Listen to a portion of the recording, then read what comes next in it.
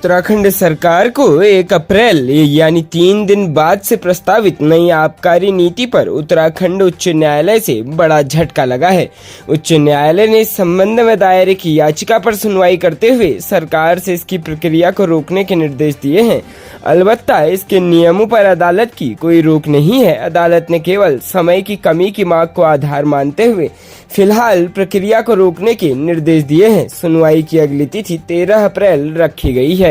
बताया गया है कि आगामी 1 अप्रैल से नए सिरे से शराब ठेकों के संचालन पर दुकानदार कम समय मिलने की बात कर रहे हैं। इसी बात पर उन्होंने उच्च न्यायालय में याचिका दायर की है। बताया है कि आबकारी विभाग ने 29 मार्च को ठेकों के नवीनीकरण की अंतिम तिथि और 21 मार्च को लॉटरी की तिथि निर्धारित कर रखी है। आबकारी विभाग ने अब तक शराब के ब्रांडों के स्लय घोषित नहीं किए हैं। ऐसे में शराब कारोबारी बिना दुकानों के कोटे की जानकारी के कैसे दुकानों का नवीनीकरण कर सकते हैं। ऐसे में माना जा रहा है कि आबकारी विभाग शराब के अनुज्ञापियों को लगभग 1 सप्ताह का और समय दे सकता है। आबकारी विभाग के हरिश्चंद्र सेमवाल का कहना है कि अदालत से आबकारी नीति पर कोई टिप्पणी नहीं की है तथा कोई रोक भी नहीं लगाई है। अलबत्ता समय को लेकर निर्देश दिए हैं। इस बारे में विभाग जल्द ही उच्च न्यायालय में अपना जवाब दिया जाएगा। राज्य उत्तराखंड की धर्मनगरी हरिद्वार से शर्मसार करने वाली खबर सामने आ रही है। यहाँ एक विधवा महिला को शादी का झांसा देकर दुष्कर्म का मामला सामने आया है। पुलिस ने पीड़िता की शिकायत पर आरोपी युवक के विरुद्ध मुकदमा दर्ज कर अग्रिम कार्यवाही शुरू कर दी है। कोतवाली रानीपुर पुलिस ने एक विधवा महिला की शिकायत पर एक व्यक्ति के खिलाफ शादी का झांसा देकर दुष्कर्म करने का मामला दर्ज किया है। महिला ने जब आरोपी का विरोध किया तो आरोपी ने उसके साथ जमकर मारपीट की, साथ ही जान से मारने की धमकी भी दी। रानीपुर पुलिस ने महिला की तहरीर पर आरोपी के खिलाफ कई संगीन धाराओं में मुकदमा दर्ज किया है। पुलिस से मिली जानकारी के अनुसार रानीपुर कोतवाली क्षेत्र निवासी एक महिला ने कोर्ट में प्रार्थना पत्र देकर बताया कि कुछ वर्ष पहले उसके पति की मौत हो गई थी। इस बीच आशु शर्मा निवासी किशनपुर बराल बागपत उत्तर प्रदेश से उसकी मुलाकात हुई। दोनों के बीच बातें होने लगी। धीरे धीरे दोनों के बीच नजदीकियां बढ़ी। आरोप है कि आशु ने विधवा महिला को शादी करने का झांसा दिया। इसके बाद जबरन उसके साथ दुष्कर्म किया। जब महिला ने विरोध किया तो जल्द ही उससे शादी करने का वादा किया। इसके बाद 1 साल तक लगातार उससे शारीरिक संबंध बनाने लगा। महिला ने उसे जल्द शादी करने के लिए कहा, लेकिन बाद में उसने साफ इनकार कर दिया। आरोप है कि फिर से आरोपी ने जबरन उससे संबंध बनाए। विरोध करने पर महिला के साथ मारपीट की, साथ ही जान से मारने की धमकी दी। पुलिस में शिकायत करने पर जब कोई कार्रवाई नहीं हुई तो पीड़िता ने कोर्ट की शरण ली। कोतवाली प्रभारी नरेंद्र सिंह बिष्ट ने बताया, आरोपी के खिलाफ संबंधित धाराओं में मुकदमा दर्ज कर लिया गया है। मामले की जांच की जा रही है। राज्य उत्तराखंड के जनपद हरिद्वार के रुड़की में एक हैरान करने वाला मामला सामने आया है। यहाँ रामपुर डाडी गांव में मंगलवार की रात में एक पति ने पत्नी को युवक के साथ आपत्तिजनक हालत में पकड़ लिया। यह देखकर पति का पारा चढ़ गया और दोनों की जमकर पिटाई कर डाली। साथ ही युवक की बाइक में भी तोड़फोड़ कर दी। इस दौरान मौके पर लोगों की भारी भीड़ जमा हो गई। वहीं मामले की सूचना मिलते ही पुलिस मौके पर पहुंची और प्रेमी को अपने साथ थाने ले गई, जहां पर उससे पूछताछ की जा रही है। बता दें, रुड़की गंगनहर कोतवाली क्षेत्र के रामपुर डाडी गांव निवासी एक ग्रामीण की पत्नी का गांव के ही एक युवक के साथ काफी समय से प्रेम प्रसंग चल रहा है। युवक का महिला के घर काफी समय से आना जाना भी है। मंगलवार को पति काम पर गया था, लेकिन पत्नी की बेवफाई अचानक पति के सामने उस समय आई जिस समय पति काम करके अचानक घर जल्दी पहुंच गया।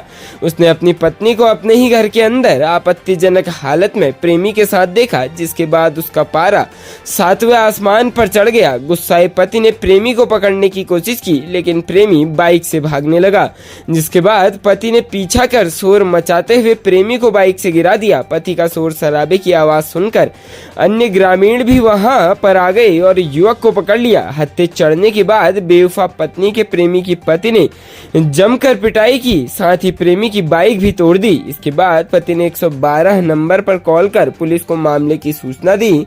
मौके पर पहुंची पुलिस पत्नी के प्रेमी को गाड़ी में बैठाकर अपने साथ थाने लेकर चले गई।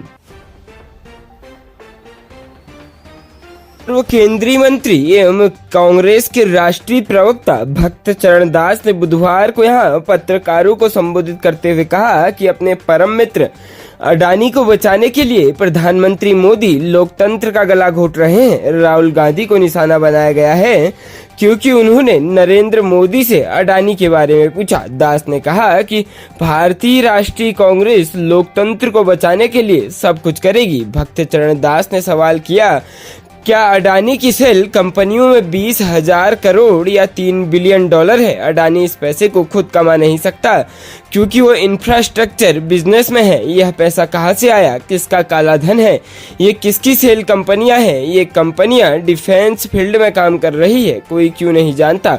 यह किसका पैसा है? इसमें एक चीनी नागरिक शामिल है, कोई यह सवाल क्यों नहीं पूछ रहा है कि यह चीनी नागरिक कौन है? वह पहला सवाल था। दास ने दूसरा सवाल किया कि प्रधानमंत्री मोदी का अडानी से क्या रिश्ता है? उन्होंने श्री अडानी के विमान में आराम करते हुए प्रधानमंत्री मोदी की तस्वीर दिखाई। उन्होंने रक्षा उद्योग के बारे में, हवाई अड्डों के बारे में, श्रीलंका में दिए गए बयानों के बारे में, बांग्लादेश में दिए गए बयानों के बारे में, ऑस्ट्रेलिया में स्टेट बैंक के चेयरमैन के साथ बैठे श्री नरेंद्र मोदी और श्री अडानी की तस्वीरें, जिन्होंने कथित तौर पर 51 बिलियन का ऋण स्वीकृत किया था, के बारे में दस्तावेज दिए। यह सबूत के साथ सवालों का दूसरा सेट था। कांग्रेस प्रवक्ता ने कहा कि अडानी के घोटाले पर संसद में श्री राहुल गांधी के भाषण के ठीक 9 दिन बाद उनके खिलाफ मानहानि का मामला फिर से शुरू हो गया। राज्यसभा में कांग्रेस अध्यक्ष श्री मल्लिकार्जुन खड़गे के भाषण से अडानी घोटाले के महत्वपूर्ण मेष और श्री राहुल गांधी के भाषण को संसद के रिकॉर्ड से हटा दिया गया। क्यों? उन्होंने कहा कि संसद के बजट सत्र के चल रहे दूसरे भाग में भारत के इतिहास में पहली बार एक सत्तारूढ़ पार्टी भारतीय जनता पार्टी संसद को बाधित कर रही है और इसे काम नहीं करने दे रही है। यह अडानी को बचाने के लिए एक ध्यान भटकाने की साजिश है, जबकि संयुक्त विपक्ष इस पर जेपीसी चाहता है। सूबे के मुख्यमंत्री पुष्कर सिंह धामी ने बुधवार को रामनगर में लगभग 5,905 लाख लागत की 14 विकास योजनाओं का लोकार्पण तथा 4157 लाख लागत की 2 योजनाओं का शिलान्यास किया। मुख्यमंत्री ने इस अवसर पर रामनगर में कारबेट पार्क स्वागत कक्ष को आमडंडा में शिफ्ट करने की घोषणा की। साथ ही उन्होंने रामनगर में NH मार्ग के दोनों ओर विद्युत लाइन को भूमिगत करने तथा रामनगर में प्राइवेट बसों हेतु सिंचाई विभाग की भूमि पर बस स्टैंड बनाने की भी घोषणा की है।